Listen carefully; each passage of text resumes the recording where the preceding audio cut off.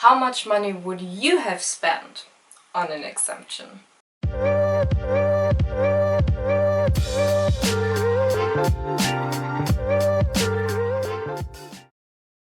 Hi and welcome to my channel. My name is Julia and here I talk about the mole shows.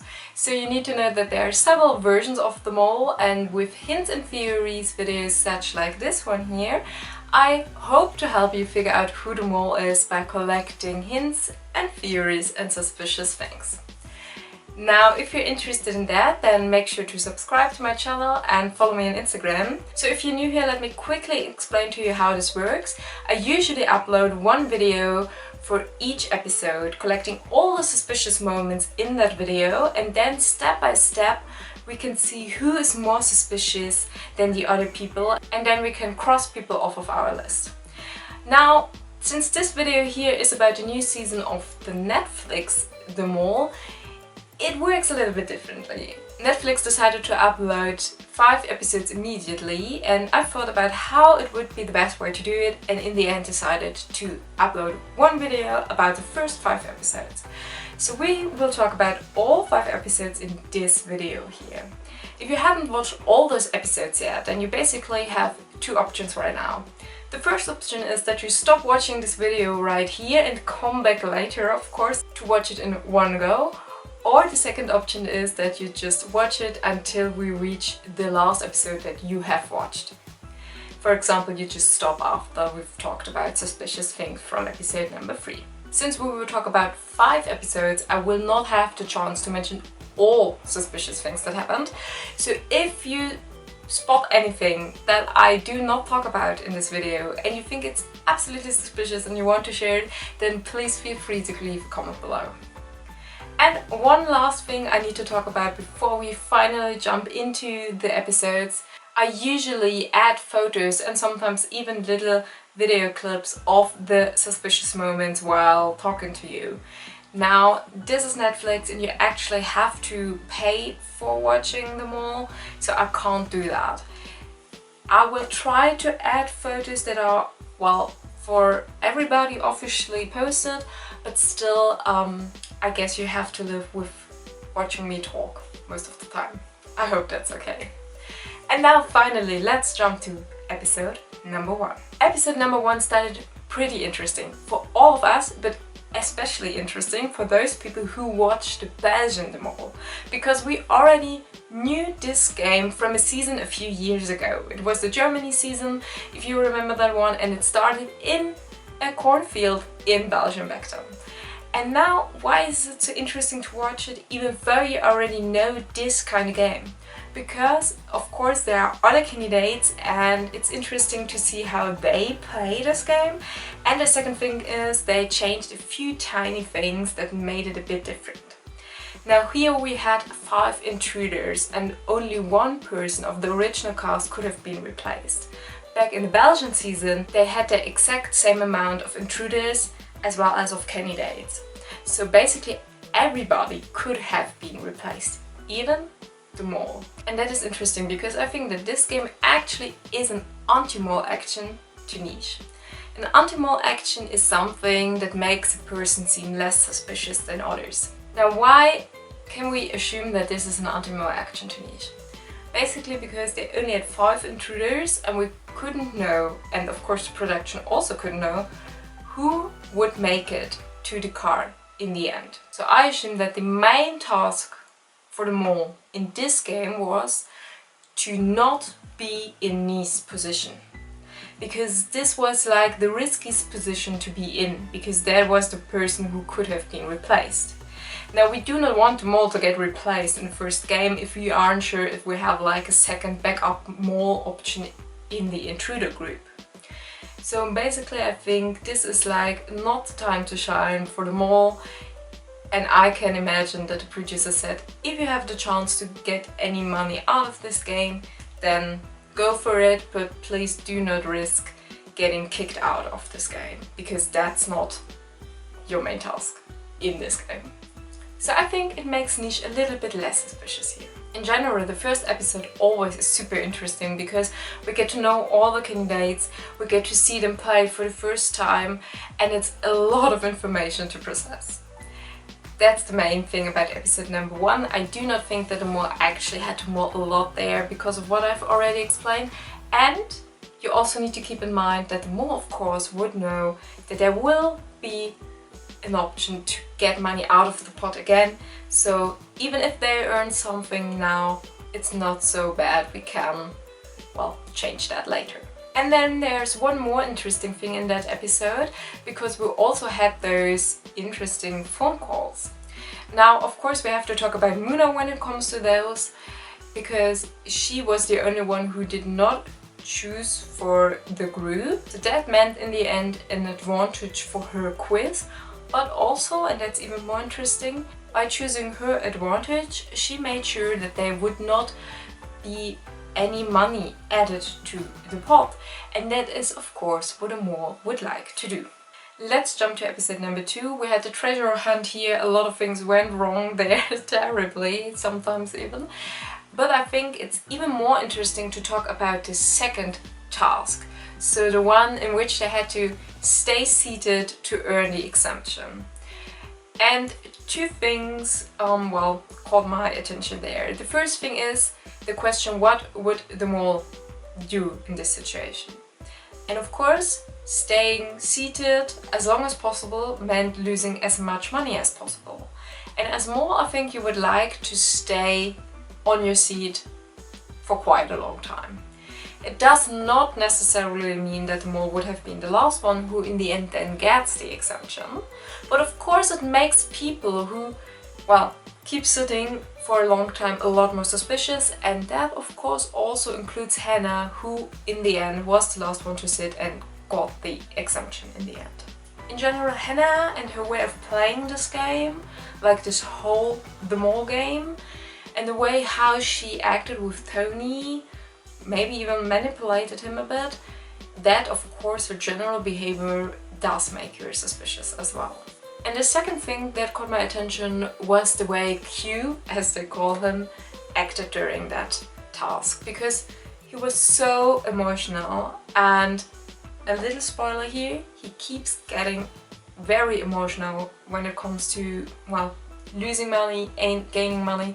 So basically every time they talk about a lot of money, he gets very quickly very emotional. And for the mole, actually being very emotional is not that helpful. Of course you can show some emotions, you should do that as well, and yeah, you can also fake some emotions as mole, but being very emotional also means that other candidates can manipulate you and can influence you pretty quickly, and that isn't the best, well, kind of thing for a mole.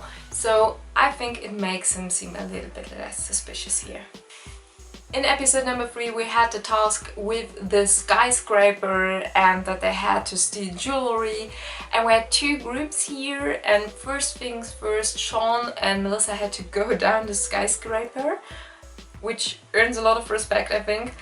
But for somebody who's absolutely afraid of heat, I think Sean did a pretty good job. I do believe him that he is afraid of heat, but maybe if he's the mole, probably got some training for that, because in the end he figured out how it works pretty quickly and also managed to go down that skyscraper pretty quickly. Could have also been because he just wanted to, well, get over with it, but still, we know from other The Mole shows that the mole gets briefings and trainings beforehand, so maybe if Sean's the mole, then I think he probably got some training in how to do that. Now if we have a look at the 2 groups, then it is really suspicious that the group of, and I have to have a look at my list for that, Hannah, Tony, Sean, Michael and Q did not find any of those numbers that light up in black light. I mean, they were pretty close. They basically had the correct numbers but not the correct order of them. So we can assume that the mole knows that those numbers would light up in black light. So he basically would like the group not to use the lamp, which, well, did not really work out in both groups, because both pretty quickly figured out that they would need a lamp. But second, would probably not do a good search. So I think Diane, who really looked through all the things in the apartment, well, that is more of an anti-mole action from her. But looking at the other group, Q probably did not really scan all of those things, well, correctly, or let's say in all detail, so that is a mole hint to him.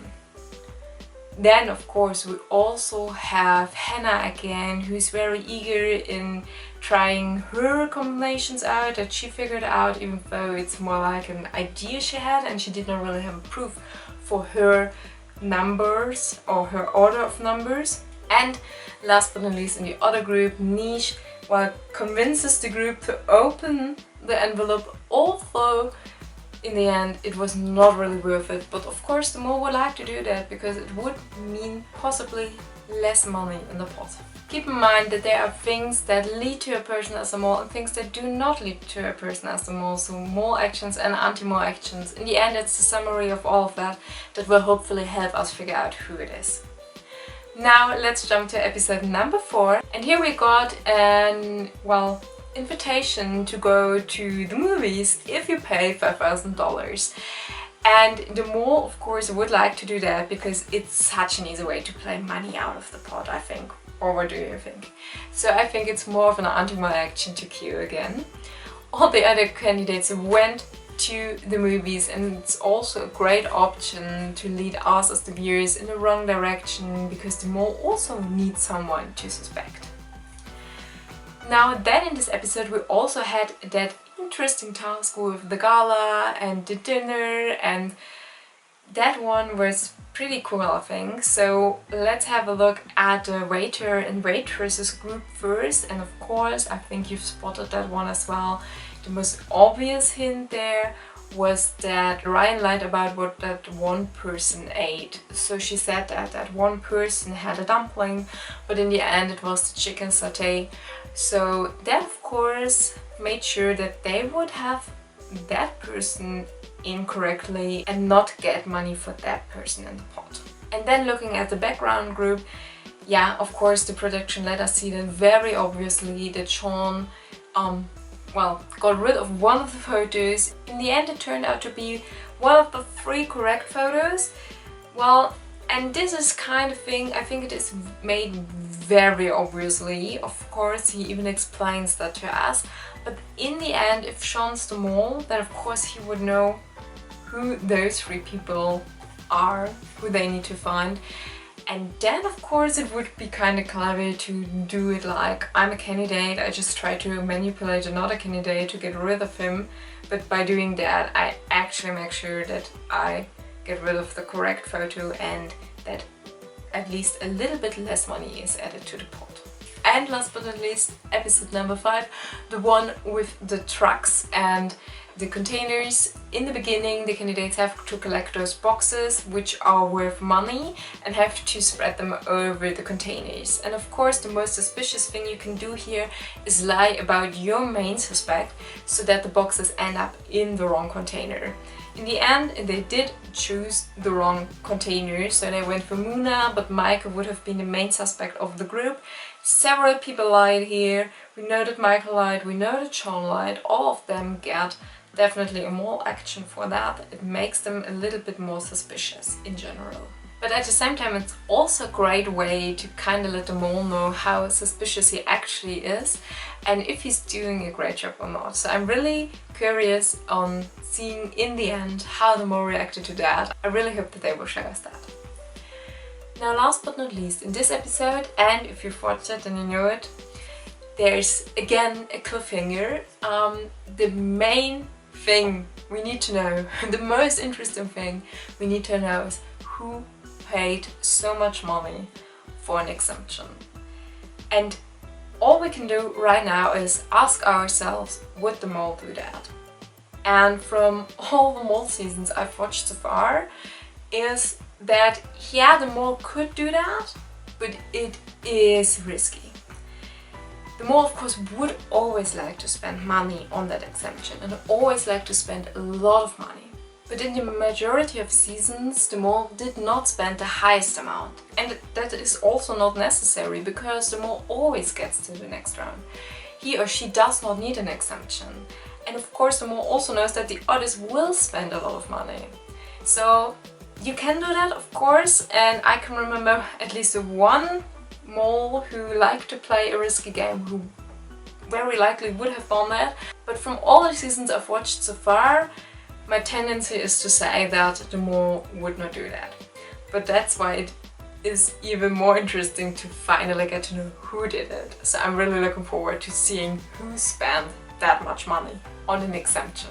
Now that we're hints and theories to episode 1 to 5 from the second season of Netflix The Mole, let me know in the comments below what you think about those hints and theories, and also share your suspicious moments, everything you've spotted that seems suspicious. Share that down below in the comments with us, because the more suspicious moments we collect, the likelier it is that we will figure out who the mole is in the end. Let me know what you think about those kind of videos about Netflix The Mole, and if you do not want to miss any further videos, then please subscribe to this channel here, follow me on Instagram, and then I really hope to see you back next time. Until then, bye!